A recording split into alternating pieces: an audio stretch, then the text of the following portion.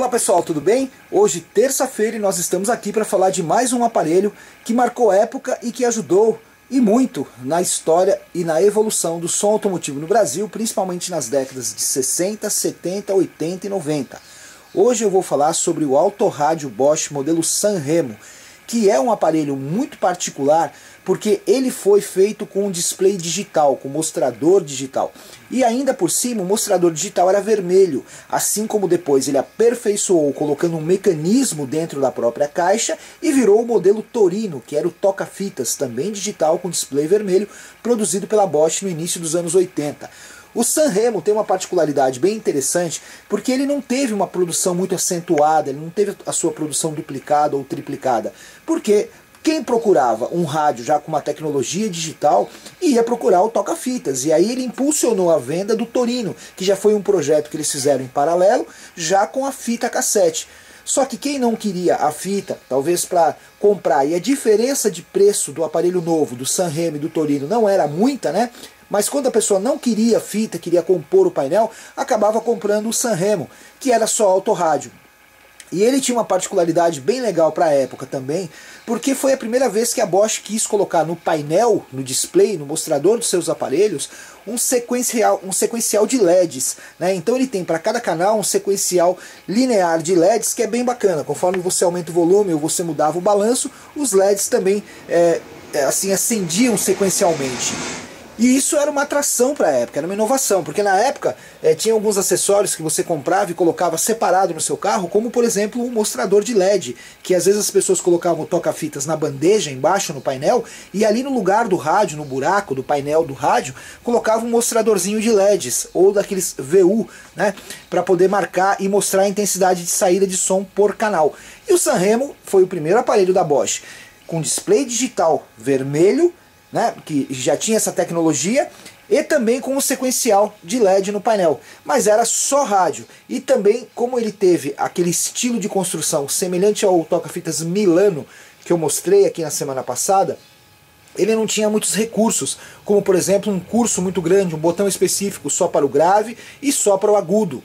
E também o mostrador dele ocupava uma parte em cima e deixava um painel muito quadrado, porque ele ficava em cima à esquerda, no alto.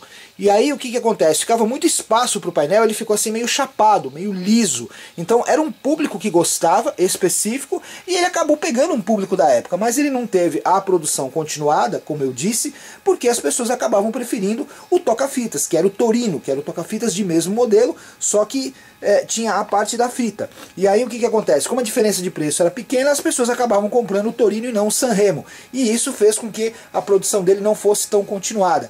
Até o Torino, que era deste modelo, com painel liso e que não tinha um curso de grave e agudo muito grande, não tinha uma tecla específica de display com potenciômetro, né, que pudesse deslizar para aumentar o grave e o agudo com muito mais realce, eles não tiveram muita procura. Tanto que logo depois veio o toca-fitas Rio de Janeiro. E o Rio de Janeiro sim, com mostrador digital verde, teve assim um marketing, uma publicidade muito grande, uma aceitação muito grande pelo público, e marcou a época definitivamente no mundo do display digital da Bosch. E aí o Torino e o Sanremo foram ficando em segundo plano, e a produção depois ficou voltada para a evolução do Rio de Janeiro, daquele display digital, de onde apareceram o Rio de Janeiro PLL, o Madrid e todas as outras marcas fazendo aparelhos digitais PLL, com sintonia automática e com recursos digitais na tela mostradas no próprio display. Mas o Sanremo e o Torino, eles já tinham lá o relógio, o displayzinho vermelho é bem charmoso, é um aparelho bem bacana, eu particularmente gosto demais, é um dos aparelhos que eu até mais gosto aqui do acervo do Museu do Toca-Fitas, e eu acho que o Sanremo é uma história, é uma saudade, e vai ser legal a gente mostrar um aparelho que não teve uma produção muito grande, mas que teve a sua importância por trazer o display digital, por ter o relógio, por ser vermelho esse display digital, e também por ter um painel assim liso, quadrado, linear, que estava combinando muito com os painéis automotivos da época, com aqueles espaços que já vinham quadrado, retos, e ficava bem bacana. E é um aparelho que marcou a época e se marcou do toca-fitas. E se você quiser ver mais vídeos, mais curiosidades, acesse ou pelo Facebook, facebook.com/Museu do Toca-Fitas, ou você pode acessar a nossa playlist direto no YouTube, youtube.com.br/Museu do Toca-Fitas, ou se preferir, tá saindo daqui a pouquinho o nosso site com muitas curiosidades, dicas, inclusive até de peças de reposição, componentes eletrônicos, que é museudotocafitas.com.br. Então agora vamos falar do Sanremo, vou mostrar o aparelho para vocês, espero que seja realmente interessante, que relembre muita coisa para quem já viu, teve ou conheceu esse aparelho, e quem não viu, não conheceu, vai conhecer agora, porque eu vou explicar o Autorádio Bosch Sanremo, que foi produzido no início dos anos 80, então bom divertimento para vocês. Bem pessoal, vou mostrar primeiro o aparelho aberto para você ter uma ideia da caixa, da carcaça e de como as placas se ajustam ali dentro. Como o aparelho era digital, ele tinha uma placa a mais, uma placa razoavelmente grande para o espaço físico que ele tinha, e aí você vai ver que para consertar, para fazer manutenção nesse aparelho não era fácil. Esse também foi um dos motivos pelos quais a Bosch optou depois para os PLLs, quando o Rio de Janeiro evoluiu para os PLLs, porque esses aparelhos digitais, tanto o Sanremo, que é autorádio, o Torino, que também toca fitas da mesma linha do Sanremo, ainda auto-stop, e depois o Rio de Janeiro com mostrador verde, eles não pegaram muito justamente porque a manutenção era difícil, era muita coisa, principalmente na parte mecânica e ainda aliada ao flat que faz alimentar o display digital, e ficava muito pouco espaço para manutenção.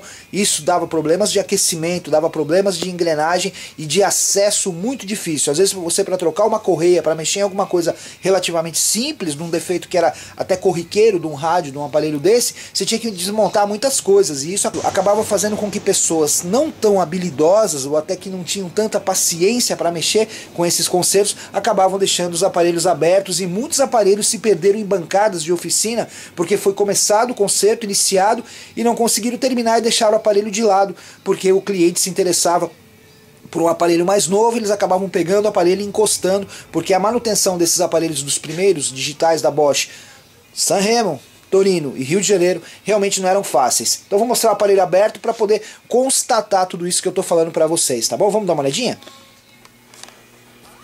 Bom, aqui está o aparelho, ó, sem o frontal, aqui o display digital, né? Aqui o sequencial de LED, e olha que interessante, quando você aumenta o grave, ó, né? Mas isso eu vou mostrar daqui a pouco. Primeiro, para você ter uma noção, ó, do espaço realmente, ó, na placa de frequência para captar o display digital, ela ocupa praticamente todo o espaço lateral aqui, onde tem inclusive o integrado de saída colocado aqui embaixo e as bobinas de RF de captação. Ele ocupa uma boa parte, um bom espaço do aparelho, né? E o display frontal com as funções de relógio, de captação e até do sequencial de LEDs aqui, acaba ocupando mais essa placa, e aí a placa de frequência, de sintonia, de filtro das fica um pouco espremida. Esse único espaço que tem aqui é ocupado pelo mecanismo da fita no Torino, que é o modelo deste aparelho com toca-fitas, e aí eu vou mostrar depois. O Torino ainda enche mais aqui, então você pode ver que é um aparelho que ele tem todos os espaços praticamente preenchidos, e é um aparelho de difícil acesso para manutenção. Bem, e aqui o aparelho já montado, como você pode ver, o sequencial de LED que eu falei, e conforme você aumenta o volume, ó, ele aumenta, né, a luminosidade, a intensidade da iluminação. Se você tirar o grave, ele diminui um pouco. Quando você pressiona o botão, a tecla grave, ele aumenta um pouquinho. Como eu disse, é um aparelho muito bonito, é um aparelho reto, de linhas retas, de linhas que a gente costuma brincar horizontais, que orna bem com o painel do carro. Mostrador digital, as funções para você passar aqui para hora, mês e dia, aqui para você acertar o minuto, acertar a hora. E o mostradorzinho digital dele é uma graça, né? É um aparelho que realmente marcou uma época. Como naquela época ainda não havia muitos aparelhos com mostrador digital, ele fez muito sucesso, e é um aparelho que não ficou continuada a produção justamente por ele ser somente autorrádio. Caixa quadrada, aparelho de caixa quadrada, né? Como era o padrão da Bosch para a época, porque os painéis até já vinham com essa abertura aqui padrão, com esse tamanho de abertura, né? E um aparelho que realmente fica bonito, um aparelho que está muito bem conservado, que faz parte aqui do acervo do Museu do Toca-Fitas e que a gente tem muito orgulho em mostrar para vocês agora. Aqui a tecla de agudo e grave, né? Vou mostrar para vocês, ó. Pode ver que corta um pouquinho o agudo, realça o agudo. Aqui o grave, a tecla realça o grave. AM, FM. Aqui em São Paulo, como eu sempre falo, o AM está praticamente morto, ele funciona perfeito para algumas rádios. Tem que sempre o AM, quando você está na bancada sem uma antena, você tem que colocar a mão para incitar uma frequência para poder sintonizar uma rádio, ou passa aqui para FM. E como era a marca da Bosch na época, sempre a tecla local, que é a tecla que acaba, como eu sempre explico, diminuindo um pouquinho o sinal, para que quando você estiver numa região de sinal muito forte, como ali pelos lados da Avenida Paulista, que além de ser alto tem muita antena, e aí todas as rádios querem filtrar ao mesmo tempo no display que você seleciona ali, você aperta o local. Aí, como diminui o sinal, as que são interferências não conseguem filtrar pela antena, ficando só que está marcando. Mas quando você está em regiões mais afastadas, regiões normais, você deixa o local solto para realçar e reforçar o sinal que vem da emissora. Aqui um detalhe interessante, como o display é digital, né? Você vê que está marcado aqui a sintonia da emissora, e se você aperta aqui, ele passa para a hora, fica um tempinho, depois volta para a sintonia da emissora, para você simplesmente ver a hora e depois continua. Se você quiser deixar só na hora, você pode controlar por aqui, ele volta e fica marcando a hora, tá bom? Como eu disse, um aparelho que tem muita particularidade, um aparelho bem bacana, um aparelho de época, que marcou época e que, mais uma vez, a gente tenta mostrar para resgatar aqui um pouquinho da história, da evolução do som automotivo aqui no Brasil, principalmente nas décadas de 60, 70, 80 e 90. E para falar dessa evolução e não colocar a Bosch e seus aparelhos é impossível, então hoje você conheceu mais um, que foi o Autorádio Sanremo, que foi produzido pela Bosch e que nós mostramos aqui e que agora entra na nossa playlist e fica eternizado aqui no Museu do Toca-Fitas. E se você quiser conhecer o nosso acervo, conhecer um pouco do nosso trabalho de restauração na nossa bancada aqui do Museu do Toca-Fitas, você pode entrar em contato com a gente, que a gente vai começar a disponibilizar pessoas para vir conhecer o acervo, para que nós possamos fazer mais amizades, unir pessoas e simpatizantes desses aparelhos de som automotivo e também conhecer um pouquinho mais da história e dos detalhes e de curiosidades de muitos aparelhos que realmente acompanharam, né, a infância de muita gente que me pergunta, que me pede e que me fala aí sempre sobre detalhes curiosos, e a gente vai começar a fazer até vídeos com essas pessoas e com colecionadores e simpatizantes desses aparelhos, tá bom? Espero que tenham gostado, foi um prazer estar com vocês e terça-feira que vem tem mais vídeo aqui no Museu do Toca-Fitas. Grande abraço!